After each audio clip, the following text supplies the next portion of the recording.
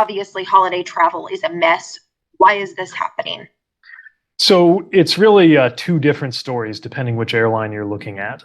For most of the airlines, we've seen the system recover fairly well after being pummeled with an exceptionally bad winter storm.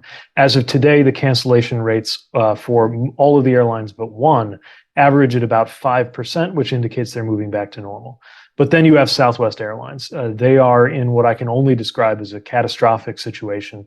Somewhere from 60 to 70% of their flights are canceled. We're seeing unacceptable conditions, both in terms of the disruptions themselves and in terms of how hard it is to get anybody on the phone to help you deal with them.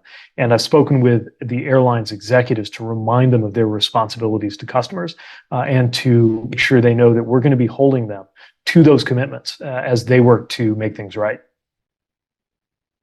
How are you holding Southwest Airlines accountable through this holiday travel disaster? Well, we're now in a situation where it's not just the weather. Again, most of the system is recovering well. They've moved in the opposite direction. What that tells us is we're looking at delays and cancellations that are the responsibility of the airline. Once that's the case, we have more authority to enforce their customer service commitments, not just making sure that anybody whose flight is canceled can get a prompt cash refund, but also making sure that your meals, your hotels, your ground transportation are covered. They have already committed to that in writing. That was part of the commitments that I got the airlines to make earlier this year as we were going through some of those other travel disruptions. Now that we have that in hand, we can hold them to that. But frankly, I'm looking for them to go above and beyond that. They need to be proactively offering these and other ways to take care of passengers.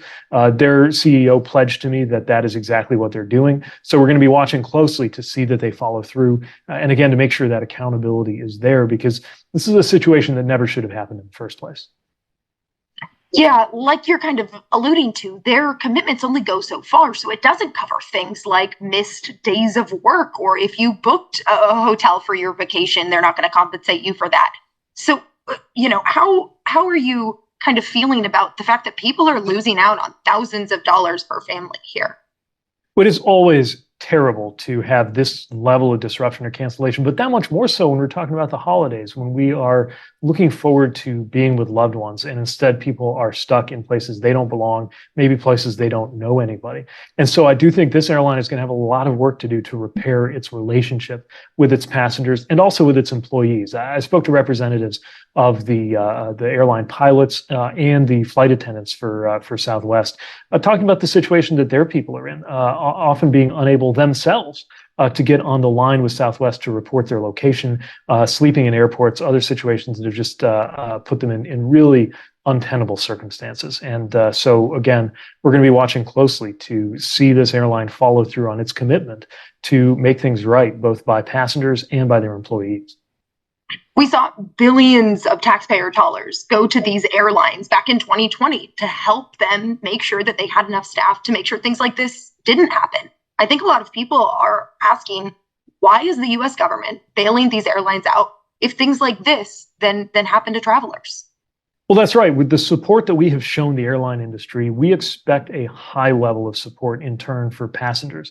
And, we have seen a lot of improvements across the system overall, but what we're seeing right now can only be described as a meltdown. That word probably gets overused sometimes in the media, but I think it's the only word to describe what's happening to Southwest Airlines. And I think as taxpayers and as passengers, people are rightly wondering, what is it going to take for us to have the right level of service here? So we're going to use all of the tools that we have as a department, but we're also calling on the airline to use all of the tools that it has in order to do right by passengers. One other thing I want to mention, I'm urging the other airlines to make sure that they are offering reasonable fares for passengers trying to find another way out. And I'm pleased to see that a lot of airlines have already begun making those commitments. I think it's the right thing to do. Nobody should be taking advantage of this situation. We need to make sure everybody gets back to where they need to be.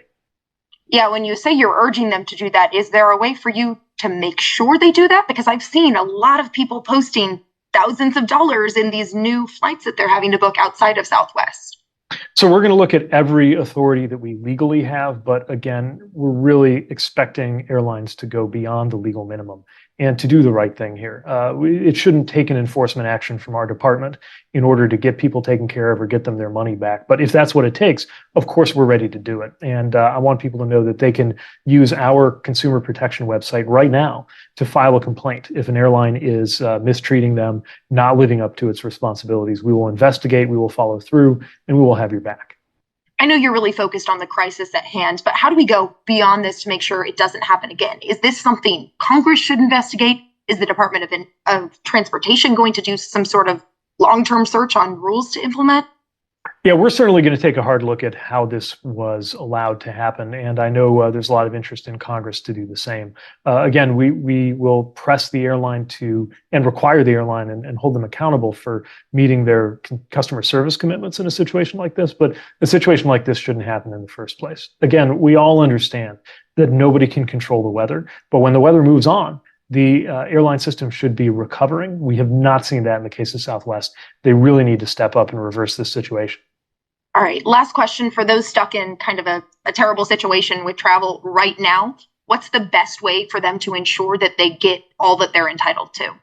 So a couple things that I want passengers to know. First of all, they can use a new website that Southwest has set up in order to circumvent having to get anybody on the phone and directly get their refund processed. But I also want them to know that they can come to us, the Department of Transportation, through our customer protection website in order to let us know if there's grounds for a complaint. And again, pay attention to which airlines are committing that they are going to offer a capped fare, a reasonable fare on those routes that are served by Southwest so that they can get to where they need to go. We are here to support the flying public, first and foremost, of course, to keep them safe, but also to make sure the airlines live up to their commitments and do the right thing.